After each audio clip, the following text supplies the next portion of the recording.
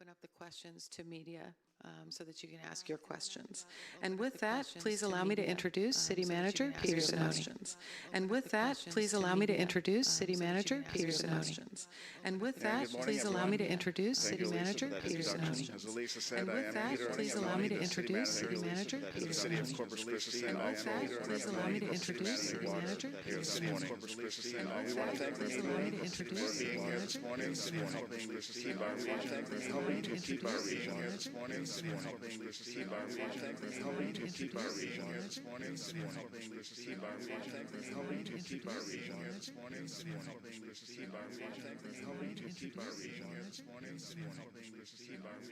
Helping to keep our region. Helping to keep our region here this morning. Helping to keep our region. Helping to keep our region here this morning. Helping to keep our region. Helping to keep our region here this morning. Helping to keep our region. Helping to keep our region here this morning. Helping to keep our region. Helping to keep our region here this morning. Helping to keep our region. Helping to keep our region here this morning. Helping to keep our region. Helping to keep our region here this morning. Helping to keep our region. Helping to keep our region here this morning. Helping to keep our region. Helping to keep our region here this morning. Helping to keep our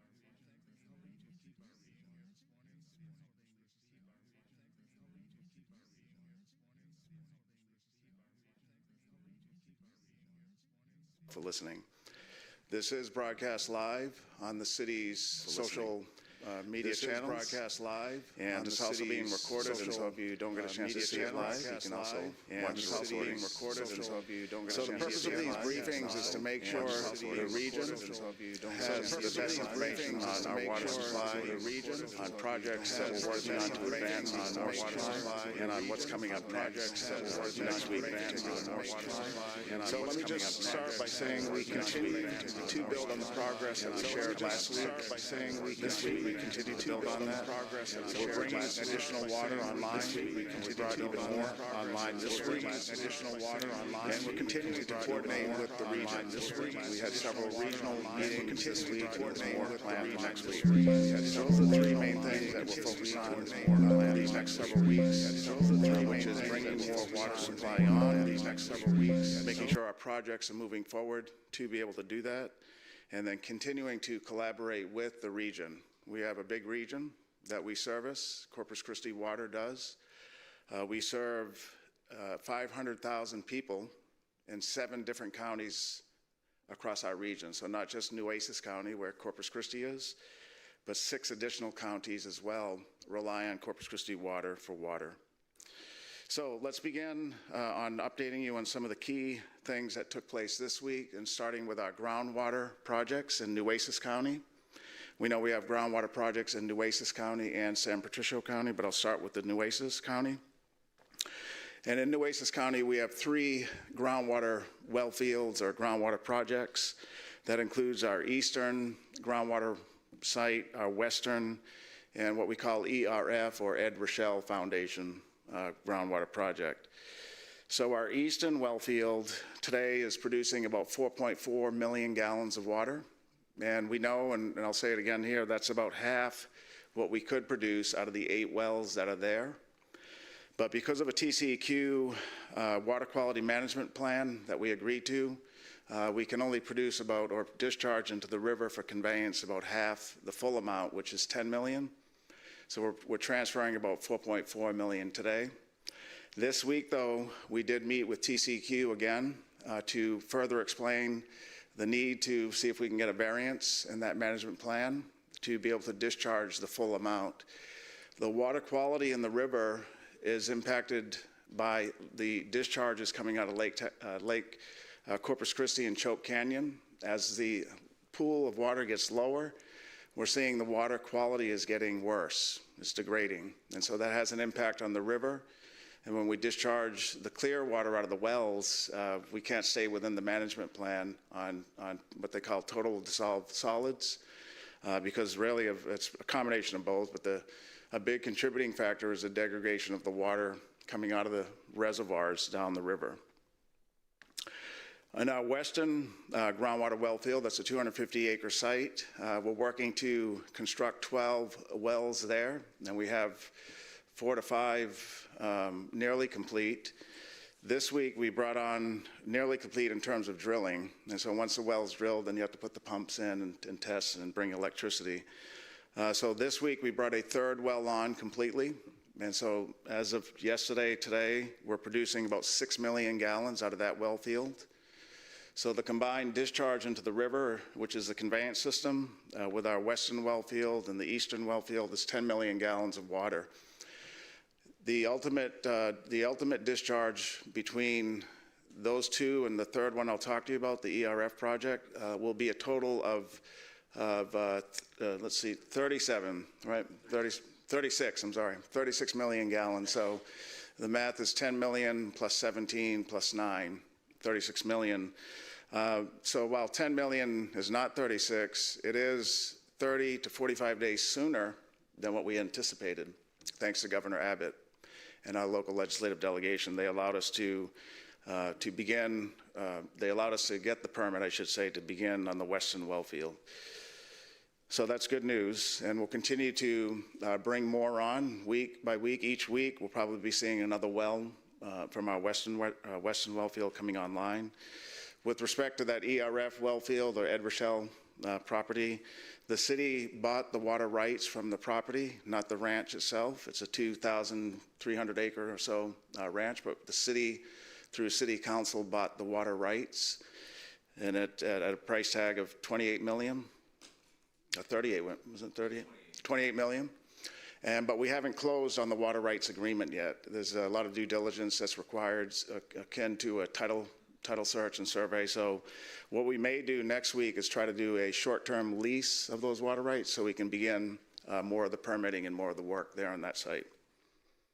So that's our Nueces groundwater projects. Let's turn our focus now to the groundwater project in the nearby or adjacent county, known as San Patricio County, and that project is known as the Evangeline Groundwater Project. That project's on a 22,000 ranch, 22,000 acres in nearby San Patricio County. So some work has happened this week that's new that you may have caught, and if not, we're going to tell you it today here at this briefing. One is that we are in the process of trying to get drilling and transfer or transportation permits. There are 3 protestants that protested those permit applications. And through the required process of having a hearing to see if the protestants have any what they call standing, we needed the judge, an administrative law judge selected, and we needed the date for a hearing. And now we have that. So this week, the judge was announced, Judge Alicia York. And we have the hearing date as well. And I'm trying to see if it's on here. I don't see it here, but the hearing date is set as well for, oh, here it is, I'm sorry. So the hearing date is set for Tuesday, April 28th, so about a month from now. And it'll be from 1 to 5 in the afternoon. Right now, it's a Zoom meeting only, but Judge York may have an in-person, and that's to be determined or to be selected. So the good thing there is we have an administrative law judge that the district, the Groundwater Conservation District, selected, and we have a date for the hearing. That'll determine whether or not the protestants have standing on the drilling and transfer permits. We already have the production permit, which of the 3 permits is the toughest one to get. That was acquired 6 years ago. And so we'll go through this process to see if they have standing. Also, this week kind of wraps up the design at 60%. And so that project is 60% design. Pape Dawson is our engineer of record, and they've done tremendous work on advancing the design, 60% design. Even more exciting, today at the ranch will be the first delivery of piping that will be used to connect the well field, all the different pumps, all the different wells at the well field. There'll be a total of 24 wells on this site, groundwater wells. The project will take about 30 miles of pipe to connect all the wells and then connect it to a holding tank and ultimately to the Mary Roads pipeline. So today at the ranch, and I'm going to go up there to see it, today at the ranch we're expecting delivery of 600 feet of piping. And this is 48-inch, they call it HDPE, but high-density polyethylene pipe that'll be delivered. And those deliveries will continue. You're going to see it from the highway. That's why we're telling you, because people will say, what's all this pipe for? And it's for our project. And so by the end of July, a few months from now, 90% of the pipe will be in, and it will be delivered on site, and much of it will be in the ground by July. This pipe, which is important to point out, is made in America, made in the United States. It's made in South Carolina specifically for this project. It's not off-the-shelf piping. It's custom-made to fit the design of this project. So this is a big milestone. We know City Council has approved about $400 million for design and construction services, and that includes materials like the pipe that will show up today. Okay, so those are our groundwater projects. We're going to turn now to our desalination projects. These projects here that I'm going to talk to you about won't get us out of this drought. The longer term, anywhere from 1 to 3 to 5 or more years. But one update that happened this week that was covered in the media and that you saw here if you watched City Council was a potential business deal at Corpus Christi Polymers. CC Polymers is a polymer or plastics manufacturing facility on our ship channel, on the far extreme of the ship channel. It's owned by 3 companies, but the plant itself, and as well as a supporting water supply source, a desalination facility, was never finished out by the company. And it's anywhere from, I've heard 80% to 90% for the desal facility, but both the plant itself, the plastics plant, and the desal facility need to be finished out. There's been numerous business iterations of how could we get water from the desal facility that's there, and a new one came to us recently, which is a company called Aquatech. They've reached an agreement with Corpus Christi Polymers to be able to operate the desalination facility there and then sell water to the city of Corpus Christi while the plant is being finished out. So that could be a 1 to 2 year time frame. And so City Council this week approved city staff to work with Aquatech. Aquatech is a desalination builder. They're a technology processor, they call them. And so they make filters and other technologies to do either brackish desal or seawater desal. So we'll be working with Aquatech to develop a contract that would be for the city, or Corpus Christi Water, I should say, would be a take-or-pay contract. And so the city wouldn't have to spend any capital outlay. We wouldn't have to issue any debt for this project. Aquatech would be doing the finish out of the plant, would run the plant. We would have a take-or-pay contract initially for a little over 9 million gallons. And then after they do a phase 2 expansion, it could grow to 14 million gallons of seawater that we would purchase through them. So between now and, say, the next 90 days, we'll be working with Aquatech to develop a take-or-pay contract that's favorable to our ratepayers. Aquatech has guaranteed to us that the initial price, all in, with nothing else that has to be added, is $7.50 for every 1,000 gallons, which is a decent price for seawater desalination. And we'll continue to negotiate with them and bring something back to school.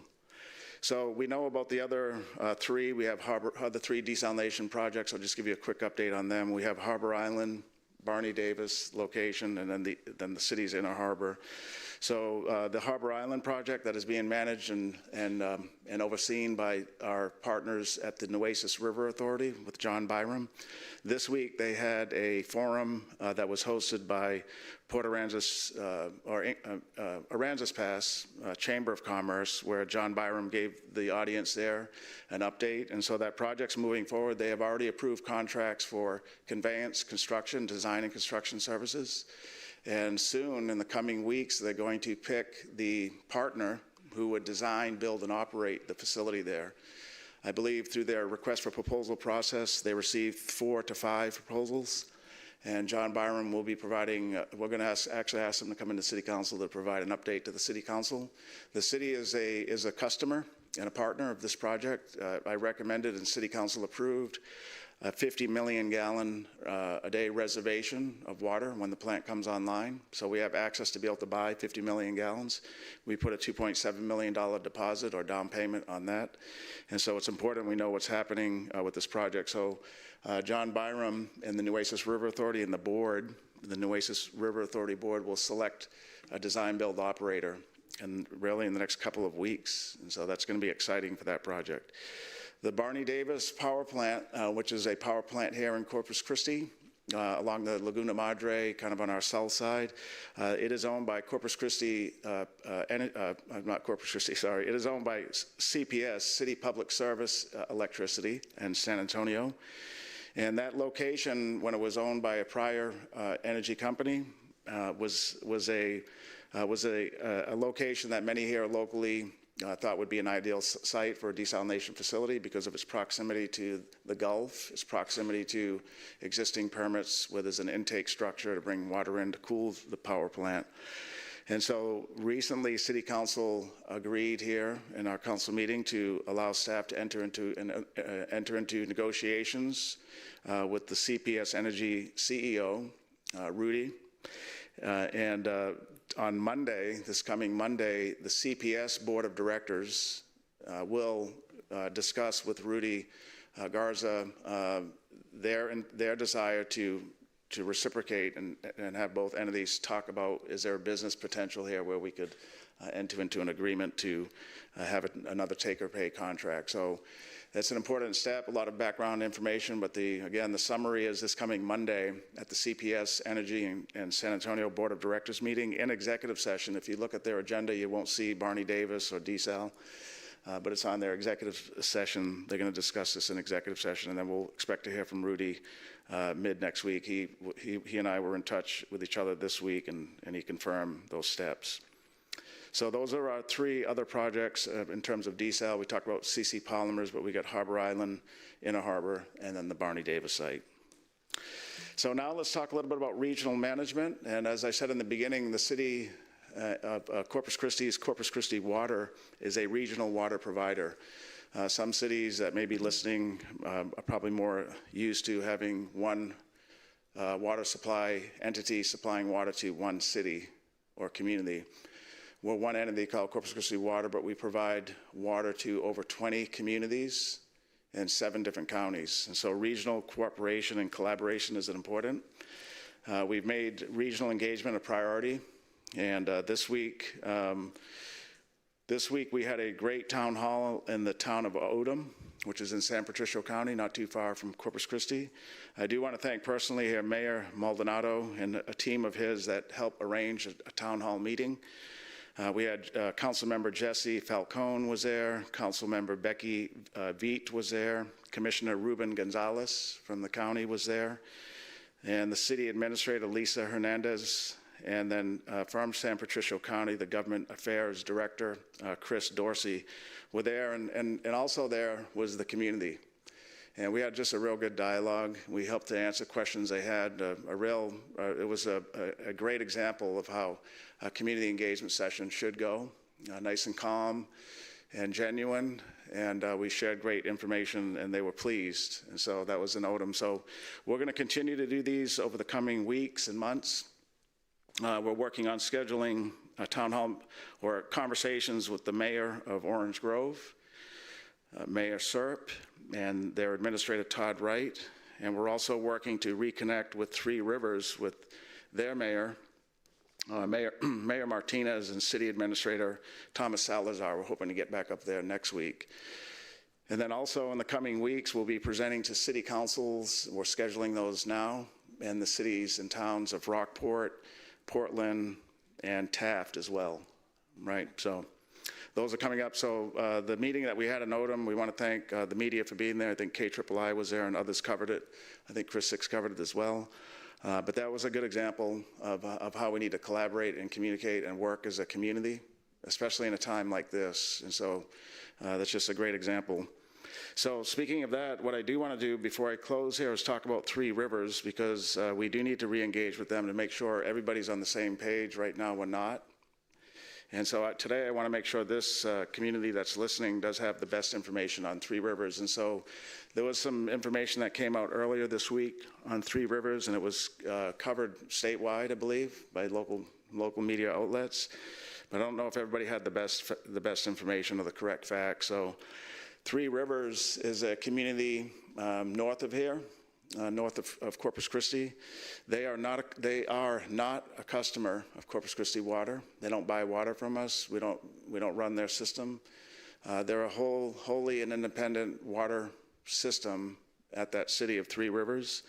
What they do have is run of the river or access to Choke Canyon water by longstanding agreements. And so the river that was impounded to create the Choke Canyon is Frio River, and the city of Three Rivers has 2% run-of-river rights that's guaranteed to them through the state. And then the city has the remaining 98%. And so that's what Three Rivers has. So Three Rivers independently should manage their water supply, and they should understand how much water they have left, just like we do on our 98%. They should understand water quality. They should understand what to have ready in case they need a contingency plan, in case the reservoir depletes. And so we're going to continue to help them to make sure they have that, because the city, well, I did go up there recently. I think the first city manager, they said, two have gone up there, maybe in forever, but I did go up there just to make sure as a good neighbor they had everything in good order. And I'm going to go back up again with Nick, our Corpus Christi Water COO, because we want to help them make sure they, if nothing else, have good peer review of what they're doing. So they have to manage their water system, right? They run and manage their water system. They have access to water. They're not a customer of the city. They don't buy it from us. One thing that was said is that the city made these drastic changes that are going to deplete their water supply, and that's not true. It's not accurate. The only change we've made up there in Choke Canyon was 15 months ago, and that was to help out Three Rivers because their intake structure now is too high, given the level of the water, to be able to draw water in. And so working with us, we agreed to discharge more water through the dam system, and they're picking it up along the river after the impoundment, after the dam. And so the only change we made was 15 months ago, where we changed the release rate from 29 cubic feet a second to 33, so that the difference would be able to be picked up by Three Rivers. So that's the only change. So the headlines, I think, were a little off this week, where the city was taking their water and causing a big change that was going to deplete their reservoir sooner than what they anticipated. That's not the case at all. And I just want to clear that up. And then we'll be going up there again this week. What we need is conversations with them in the community, much to what we saw in Odom this week. That's a much better model. Okay, so we just want to also, before I talk about the week ahead and close, just make sure the public and the media, we know the local media understands this, but we because of the situation here, we have national and statewide media outlets covering stories, but what we're seeing is that sometimes they're just copying and pasting what a syndicate may have written without checking with us for facts. And so I just want to make sure everybody's aware that we do have a communications department here in the city, and Elisa Olson, who opened up our forum today, is our communications director, and she has a team whose job it is to provide good information to media outlets that need it. And you can reach out to us directly at our website, and you probably have phone numbers as well, but it's communications department at corpuschristitx.gov. So for a national outlet that says, I don't know anything about Corpus, I don't know who Peter is, but before you run a story based on somebody else's information, reach out to us first if you could. And again, it's communications department at corpuschristitx.gov. So that'll be helpful to make sure the nation and Texas at a minimum has good information when you read or watch the news on our story here. Okay, so let's close out here with the week ahead. As we promised, these briefings are meant to recap and make sure the community has best information and then talk about what's coming next. So there is a very important meeting coming up this Tuesday. It'll be in this chambers here with the City Council of Corpus Christi. We're considering it a workshop, and it'll be at least 4 hours. Right now we have it scheduled from 10 to 2. It'll be one of many workshops with the City Council to talk about what nobody wants to talk about, but that is if we have a supply-demand gap, if there's a shortage in supply that can't meet demand, what do we do? And we know what to do. We have a plan. But there's numerous policy issues that council needs to be aware of, the community needs to be aware of. There's going to be some votes that City Council is going to have to take on things like reduction amounts, targeted reduction amounts, on fee changes, on rate rate for water changes. And so this workshop this Tuesday will be one of many.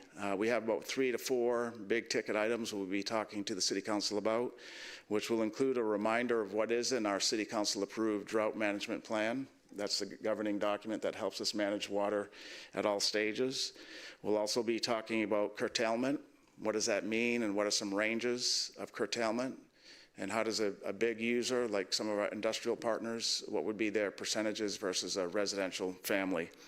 We're also going to be talking about surcharges, also rate, also known or more simply known as rate adjustments, to try to drive down consumption with economics, with having slightly higher water rates.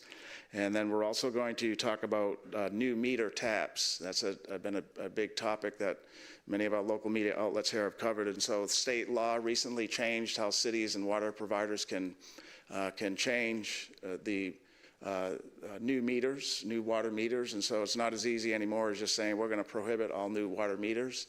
There's a complex set of requirements if a city or a community wants to do that. And we're not sure if we're going to do that. Right now, there's no indication we are going to do that. But we're going to talk to City Council about what would we have to do if the City Council chose to prohibit new meter taps. And so that'll be something that will be discussed as well. Also, just coming up actually today is another Water Conservation Committee meeting. And so we have 2 committees that the City Council, City Manager set up. One is on updating our water conservation plan. We have a plan. We've had it for many years, but it needed to be updated. And so there's a committee meeting on the 6th floor of City Hall. That is open to the public and is broadcast live on YouTube. That's today around 11:30, I think. 11 o'clock. And that's also broadcast live on YouTube. So that is a community-led panel of 18 individuals, and they're helping to update our conservation plan. And then next Friday, we have another committee meeting of 19 representatives from the area appointed by the City Council and the City Manager, and that is our Far Field Modeling Committee. And they'll have another meeting. They've had several that have been real good. Those meetings are open to the public. They are broadcast live and recorded, and so you can see those. You can see those if you can't attend or see it live. So next Friday on the 6th floor, I think that one's at 12, right? 11 o'clock? Okay. That'll be a meeting coming up. So those are the events for next week. So there'll be maybe 2 town halls next week, one in Orange Grove. Not town hall, sorry, 2 collaboration meetings with the mayors and administrators, one in Orange Grove, one in 3 Rivers. We have 2 committee meetings, one today, one next Friday, and then probably the most important is that workshop with City Council. That is open to the public, and it will be broadcast live. And I do encourage those that are interested in this topic to either watch it live or come in here and watch it, or watch some of the recording. Okay, so took a little bit longer today than last week, but we have about 30 minutes now to take questions from the media that's here. So just let me see, in closing, I think that covers it really. I just want to thank again the media for being here. And yes, ma'am? Oh, that's right, okay. I do want to thank the media for being here. What we're going to do now is we're going to get a Spanish translation, not of everything I said, but a summary from Gabby, one of our teammates here. So she'll translate a summary of what I just said in Spanish, and then I'll come back over here and we'll see if there's any questions from the media.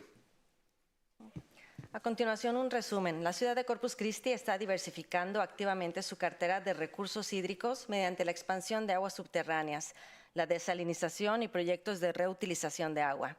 Actualmente, la ciudad está incorporando al sistema 10 millones de galones diarios de agua nueva proveniente de los campos de aguas subterráneas activos y se espera recibir más agua en las próximas semanas. En cuanto a las actualizaciones clave de 2 proyectos, sobre aguas subterráneas, los campos este y el oeste. En el campo este se producen 4.4 millones de galones diarios. El campo oeste acaba de incorporar un nuevo pozo, elevando su total a 6 millones de galones diarios, haciendo así un total de 10 millones de galones en esta área. Se espera añadir un pozo adicional para la próxima semana. Sobre el proyecto Evangeline, se ha programado una audiencia preliminar de legitimación procesal para el 28 de abril. Mientras tanto, hoy llegaron 600 pies de tubería de 48 pulgadas. Este es el primer tramo de los 30 millas de tuberías que se entregarán desde hoy hasta el mes de julio. Este proyecto se espera que tenga un total de 24 pozos. Sobre la desalinización y asociaciones industriales con CC Polymers y Aquatec, La ciudad está negociando un acuerdo de tipo tomar o pagar con Aquatec para potabilizar el agua de mar proveniente de las instalaciones de CC Polymers, lo que podría generar hasta 14 millones de galones de agua diarios. Sobre la desalinización regional, continúan los avances con la planta de Harbor Island de la Autoridad del Río Nueces y en el proyecto Barney Davis en colaboración con CPS Energy de San Antonio. Esta última planta se encuentra en el área de Flower Bluff. En cuanto a información para la comunidad, la ciudad está priorizando la transparencia a través de recientes reuniones comunitarias, por ejemplo en Oren, como la que tuvimos hace un par de días. Se esperan próximas reuniones comunitarias en Orange Grove, Taft y en otras áreas de nuestra región. El lanzamiento de 2 nuevas series de videos semanales, una educativa y otra enfocada en redes sociales. Queremos también tener una aclaración sobre la situación de la población de Three Rivers. Three Rivers no es cliente del servicio de agua de Corpus Christi. En cuanto al embalse de Chow Canyon, la ciudad ha aumentado las descargas de agua. La ciudad de Corpus Christi está haciendo lo posible por ayudar a esa comunidad a pesar de que no sea nuestro cliente. Parte de esa ayuda es entregando de 29 a 33 pies cúbicos por segundo de agua durante los últimos 15 meses para poder asistir así a su infraestructura. Las próximas fechas importantes que tenemos, el 31 de marzo se llevará a cabo un taller del Consejo Municipal sobre la emergencia hídrica del nivel 1 en caso de llegar a esa etapa. También se va a discutir la reducción del uso de agua, ajustes de tarifas, así como la operación de los nuevos medidores de agua. El 3 de abril va a haber una reunión del comité sobre el modelado de Fairfield. El próximo viernes llevaremos a cabo otra conferencia de prensa a las 10 de la mañana, también transmitida durante el canal YouTube de la ciudad de Corpus Christi. Okay, thank you, Gabby. Okay, so at this point, we're going to open up for media questions. I think Michael Gibson, unless anybody wants to go first, had some. Gibson, you want to go first? Sure, yes. Okay. What's going on with the La Quinta Channel Desal plant project right now? What permits or plans do you have that are completed and what's to be done? Right, yeah, so Michael Gibson from KIII is asking about another location where the city looked at, or has done work, I should say, for another desal facility, and that's called the La Quinta Channel. It's a ship channel, man-made here in around the Corpus Christi Bay, closer to Portland and what is it, Ingleside? Yeah, in the county there. But so the city hasn't done much work on that of late. We applied for TCQ permits, both intake and discharge, about 5-6 years ago. And we did receive the intake permit, and we're working on the discharge permit. That's about the extent of any work that's been going on there. It's somewhat on hold. We're mindful of the concerns of a desal facility discharging into the bay. And so until we get the results of the Farfield study that's underway right now, we've kind of put that project on pause. There has been some interest on acquiring the permits from San Patricio Water District, and we need to go through that conversation with the City Council. Evangeline could drag on through the courts for probably up to 3 years. You seem to be confident that the project's going to move forward sooner than later because you're already moving in equipment, you're already doing all these things. Right. What is the confidence based on? The confidence is based on the need to keep this region, and especially that county where there's a lot of petrochemical water users, out of curtailment. And so the only thing, as I told City Council 2 Tuesdays ago, the only thing that will keep us out of curtailment, short of a rain event, is the Evangeline project. And we hope that San Patricio County and the protestants understand that. That is a much needed water project that has been talked about for 40 years at a minimum, and especially the last 15, a local rancher told us recently. And so we have got to do that project. It's fully permitted for production. And so the Groundwater Conservation District there twice, not just once, but twice over the past 6 years, approved the production permit, meaning they had confidence that the well field, the groundwater below, the reservoir, the aquifer, I should say, has enough capacity to produce 24 million gallons of water a day. They agreed to that. And that's why they approved the production permit twice. So we're going to move forward. We told council it's a calculated financial risk. We think it's not a question of if, but when. And we're working with the district on things like emergency temporary permits. We're trying to reach out to the city of Sinton, but they really won't communicate with us. But we're trying to reach out to the community, like our conversation in Odom just this week. I think the majority of that room of residents who live right in Odom, which is real close to Sinton, said, you guys really need to do that project.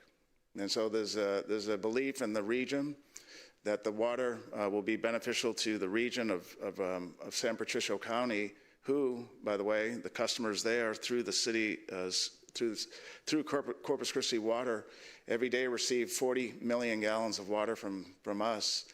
And that water comes from 4 different counties in Texas, and it does not include San Patricio County. So today, San Patricio County gets about 40 million gallons of water from 4 different counties in East Texas and over here, where we are, and aren't contributing any to their own customer base. So we think it's a good project. We think the region wants it. We know that the tax base and the job base that's over there, the 40 million gallons of water that happens every day is necessary. An Evangeline project is necessary to keep that water flowing so there's no disruption over there. And do you think you might be able to clear up that Three Rivers situation just a little bit more? Were you not going to drain all or most of the water from Choke Canyon down into Lake Corpus Christi and then reverse yourself after Three Rivers protested? No, yeah, so thank you, Michael. So what Michael Gibson's saying from KIII is we have had internally, and we had communications with Three Rivers about options on Choke Canyon. And so one of the options are you just let it slowly deplete or drain or use it as we're doing today. One other option that we've talked about, nobody said we were doing it. We talked about should we drain Choke Canyon into Lake Corpus Christi? Would there be some benefit in water stability and long-term use? Would it give us any more time? And so we had conversations about that, like we should. In an event like this, you want to have as much thought and input and options as available. We never said we were going to do that. Never. Nobody here ever said we're doing this. And so it was conversations that I personally had with their administrator and that our staff has had with their counterparts at Three Rivers. And so that's unfortunate where they may have thought that was going to happen. That's not going to happen. So we are going to slowly use the water in Choke Canyon, our 98%, and they're going to slowly use their 2%. But at some point, if we don't get any rain, that reservoir will deplete to 0.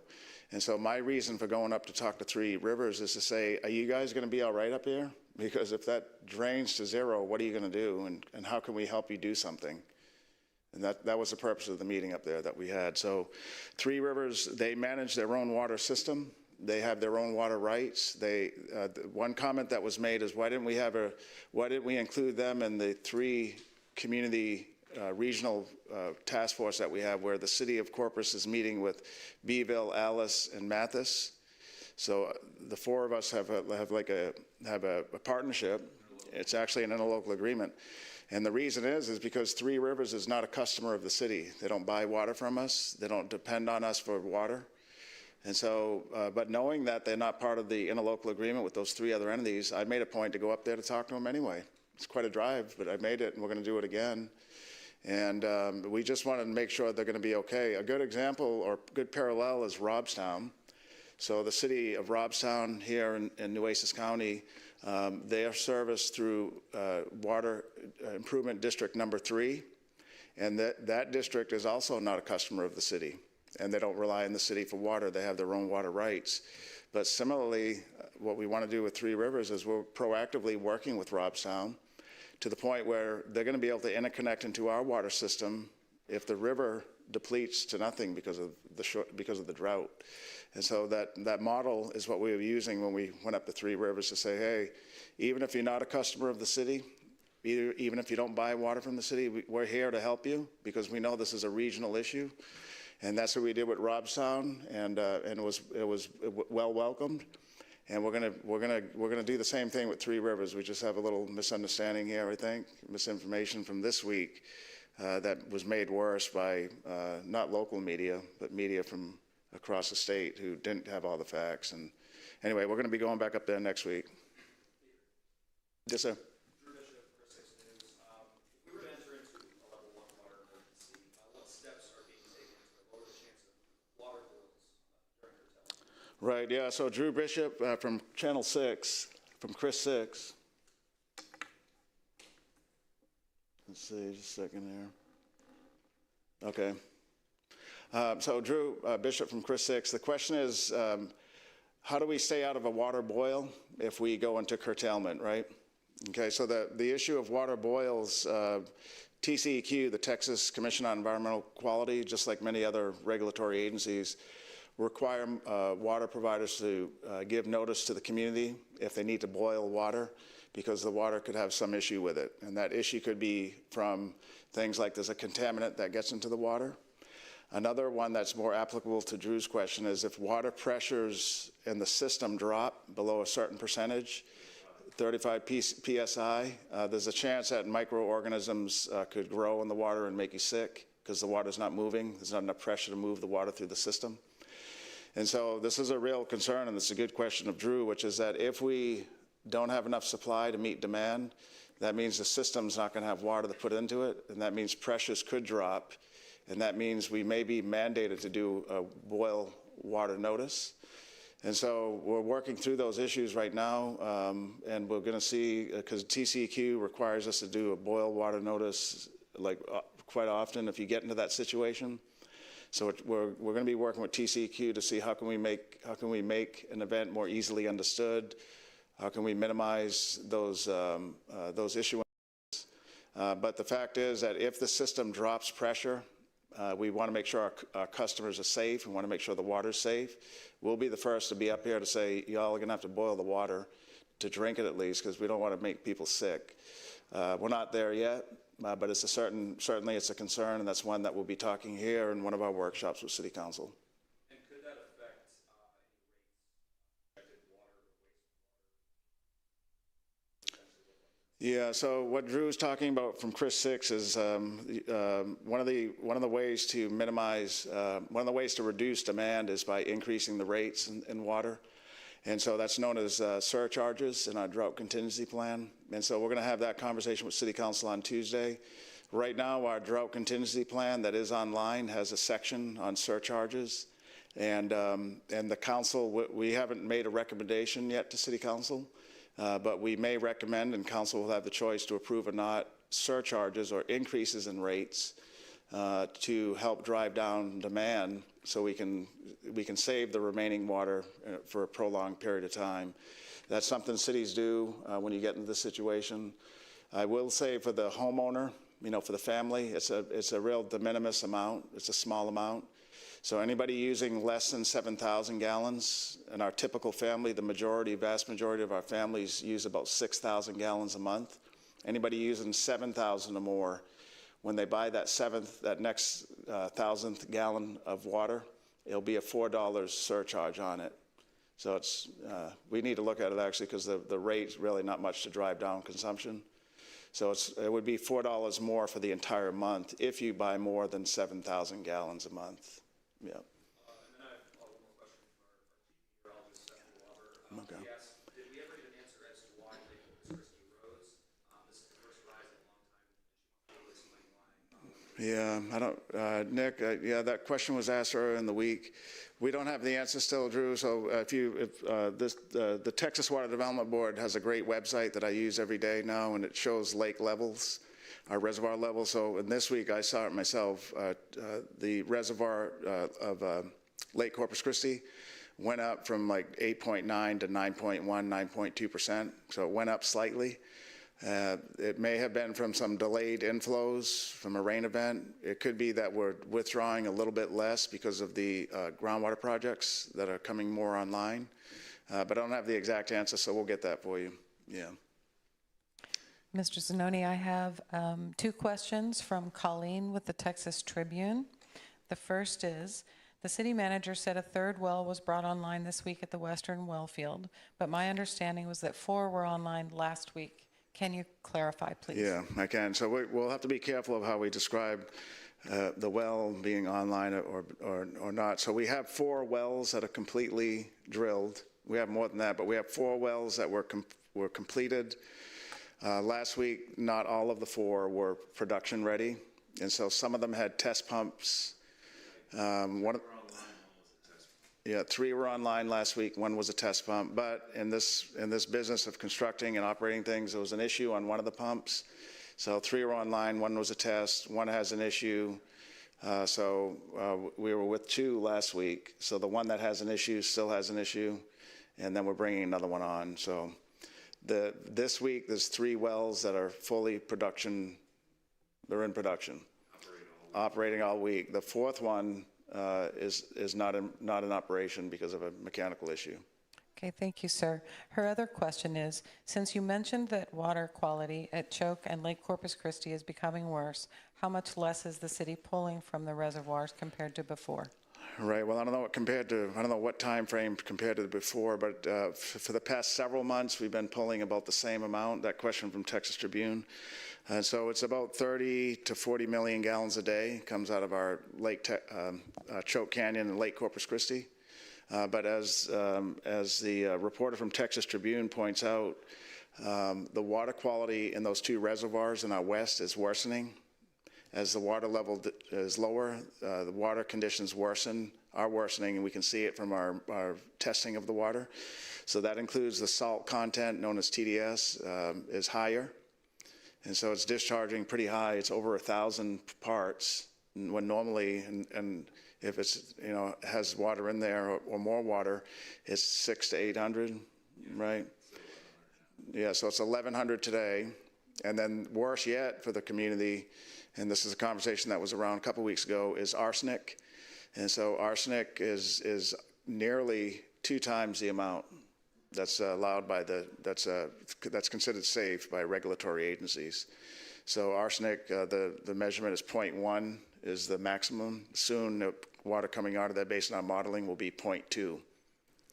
And so despite that, when we do take that minor amount of water, 30 to 40 million, and blend it at our treatment plant with about 70 million from East Texas and our groundwater well projects, the arsenic and the salinity is almost eliminated.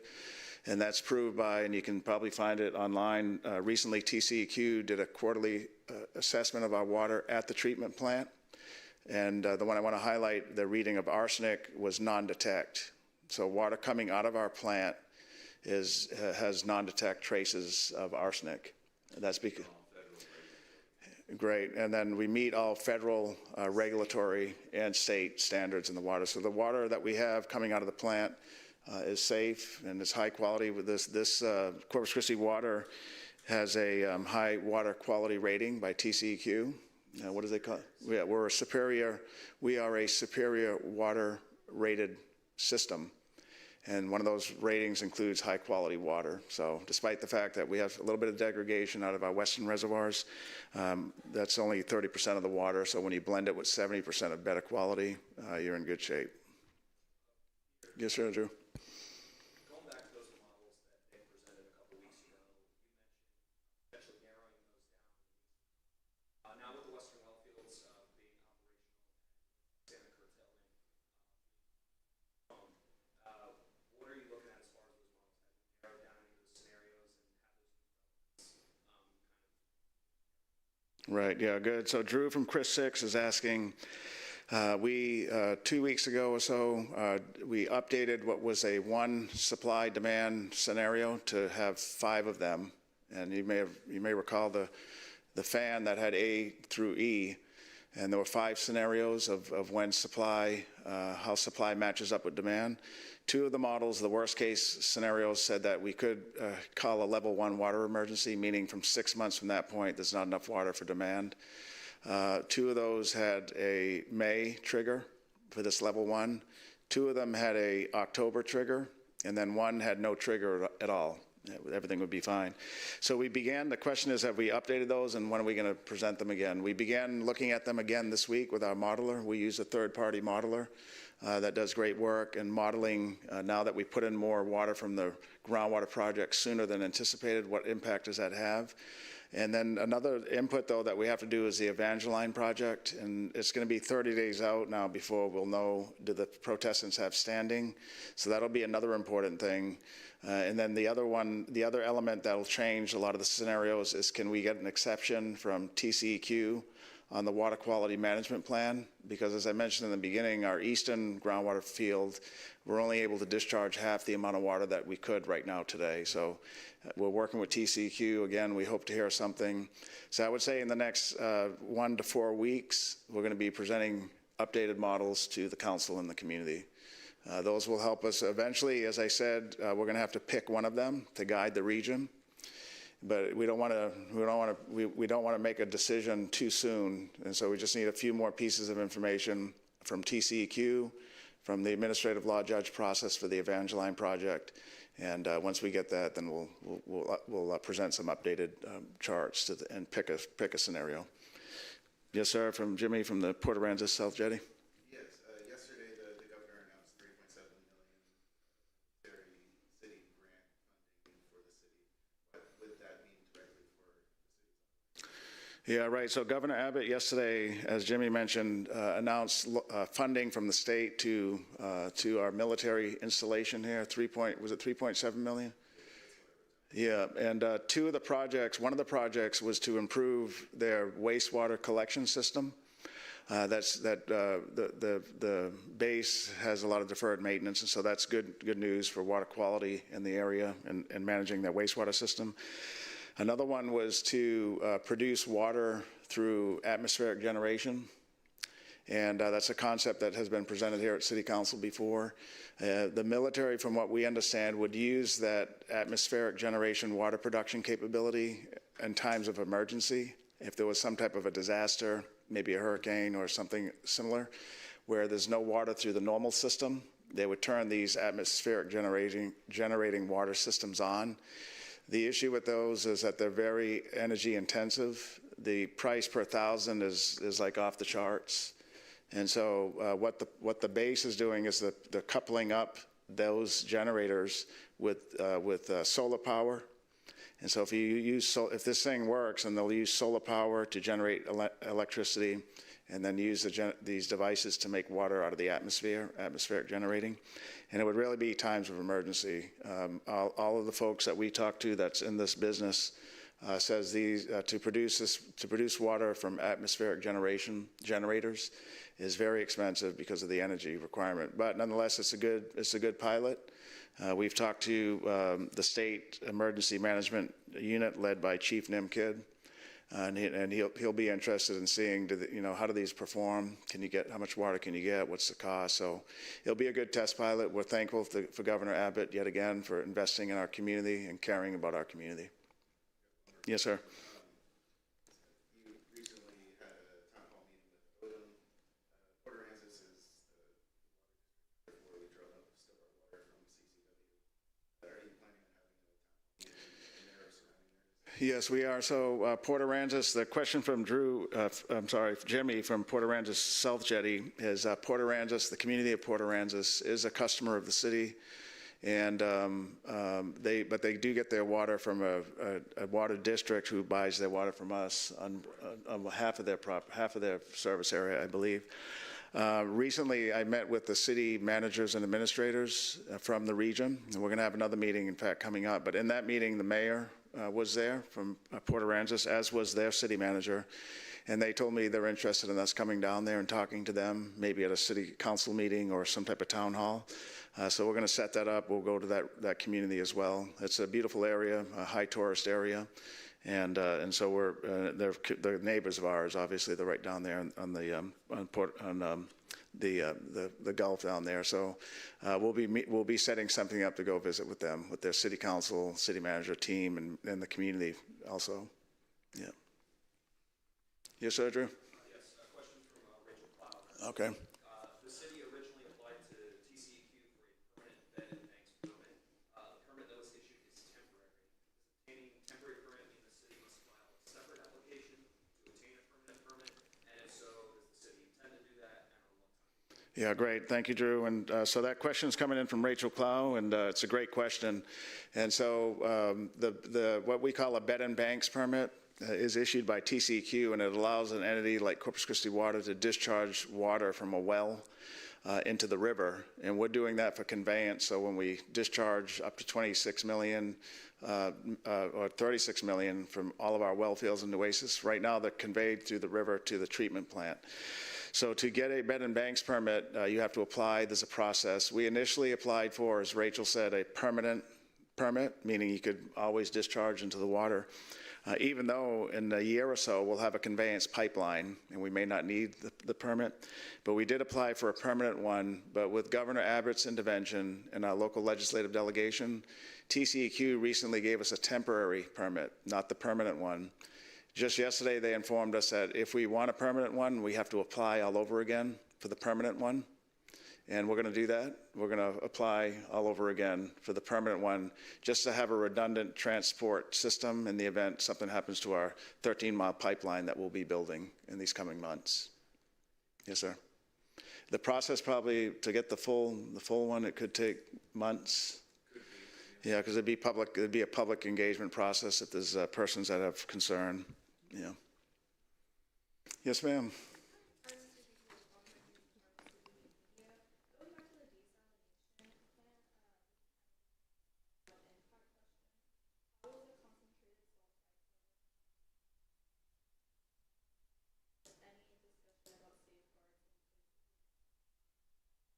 Great, and that is for the Inner Harbor project, Aaron?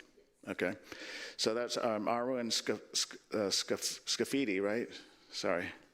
So Arwen Scafidi from Arwen Scafidi News asked a question for the city's Inner Harbor desalination facility. The engineering design plan is to intake water from the bay and remove salt from it and make it fresh water. And then a portion of that water that's is taken in is mixed with the brine solution coming out of the process and then discharged back into the bay.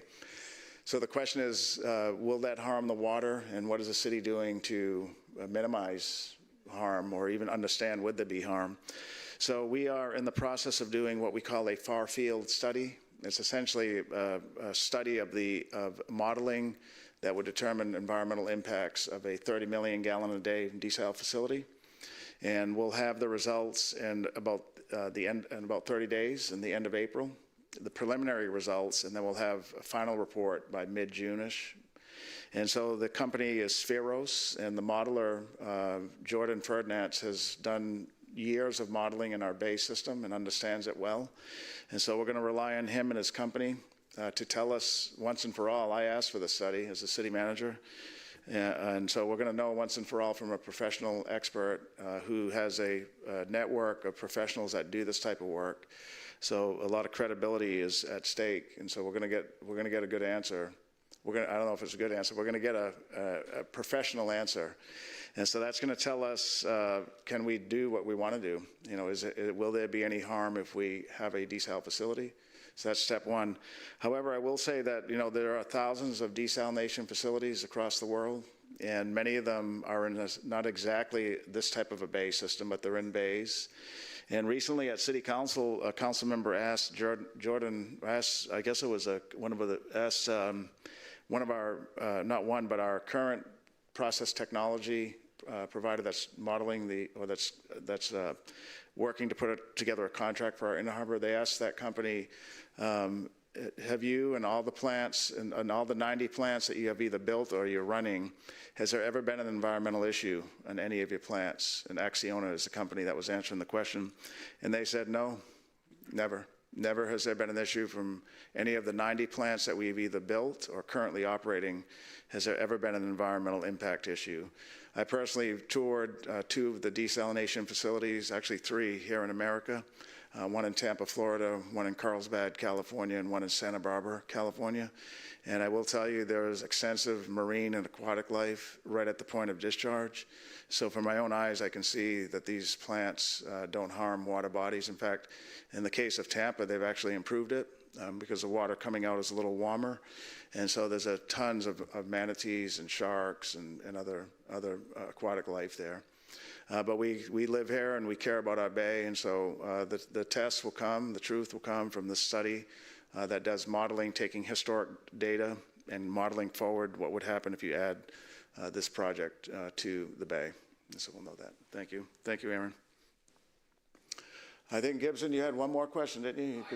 Okay. Can you explain how the water rates are going to be affecting folks? Yeah. If we use less water, there are rate adjustments to bring that cost back up because the water department needs a certain amount of money to run the water department. So if we conserve water, we're hit. If we need desal, we're hit.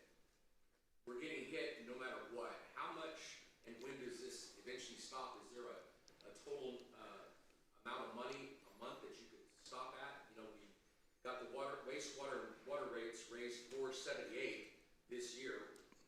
How much more? Right. So Michael Gibson from KIII is asking about water rates. And maybe in that question, Michael, there's two questions. One, if we did surcharges to drive down use through the pocketbook, what would that look like? And then overall, are our rates going to go up here in Corpus Christi?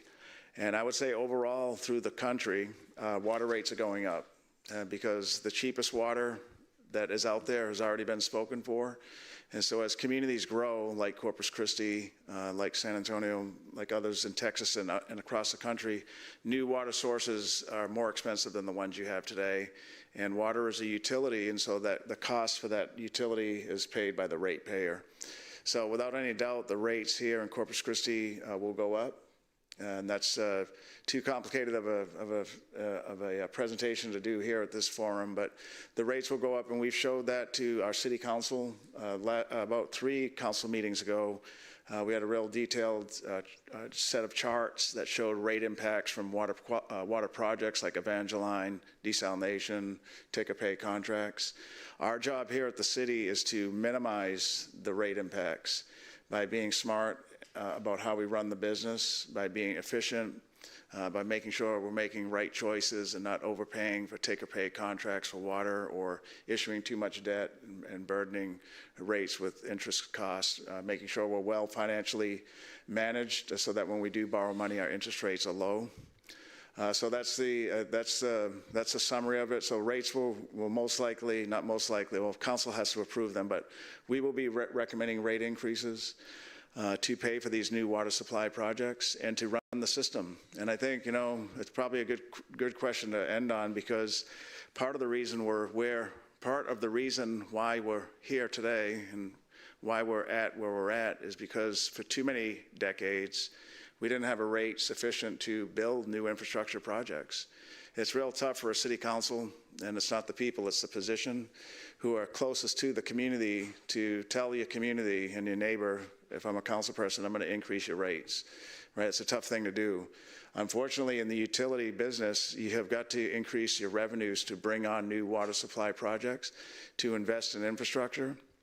A good example of that, I told us last week, it has been 3 decades, 30 years since this city and Corpus Christi Water acquired a new water source. That's too long, 3 decades, 30 plus years.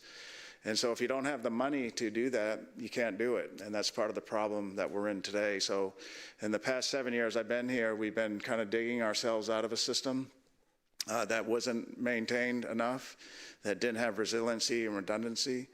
And we're having to do that even in the rate structure we have today, but in the future, rate increases will help pay for these additional water supply sources and additional infrastructure that's needed, so we're never here again. We don't want to be here, you know, in this position that we're in, and we really need more water than just to meet that daily demand. We need redundancy, resiliency, multiple sources, and we need investments in our infrastructure, and that comes from rates. And so we have to have tough conversations with the council and the community.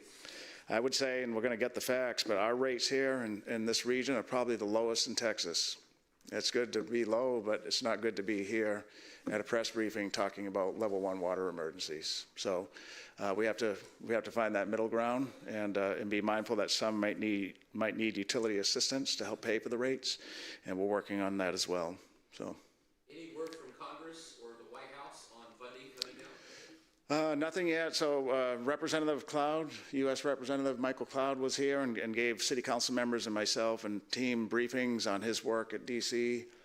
We hear rumors that the federal government may be making some big announcements, but we haven't heard anything yet, so hopefully soon. We know there's requests in at the federal level to help us out here because our region really keeps the country fueled with jet fuel, diesel, and gasolines and other petrochemical products that we all use. So, you know, we're 8th largest city here in Texas, but we have a international presence by what our local community does here in that petrochemical industry. So we're hoping that will impact Congress's decisions or the president's decisions. And we know the state is stepping in, and they've helped as well on things like permitting through Governor Abbott and funding through Representative Denise Villalobos, who helped to get millions of dollars for some of our temporary projects that we're working on today. So I think Lisa's over here, edging to come over. So I'm going to conclude the briefing today. We'll be again here next Friday, same time, 10 o'clock. And again, these briefings are very beneficial. We do appreciate the local media for being here and those that are listening in.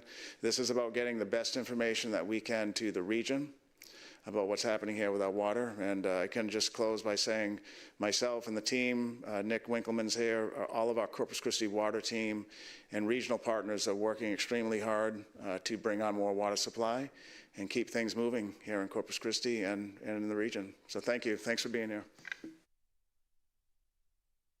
Znoni. That concludes our session today, so thank you all for your time and your questions, and we really appreciate the media and all you do, those that are here with us today as well as those that are following along online that aren't local here in Corpus Christi. Our next briefing will be next Friday morning in the same location at 10 a.m., and of course we'll live stream that on the city's YouTube channel as we do. If you do need to review today's remarks or share footage, a full recording of this media briefing is available on our YouTube channel. It will be available shortly in just a little while. And if you need to send us questions or inquiries to the communications team, as Peter mentioned, it's communicationsdepartment@corpuschristitx.gov. In addition, we have a page on the city's website.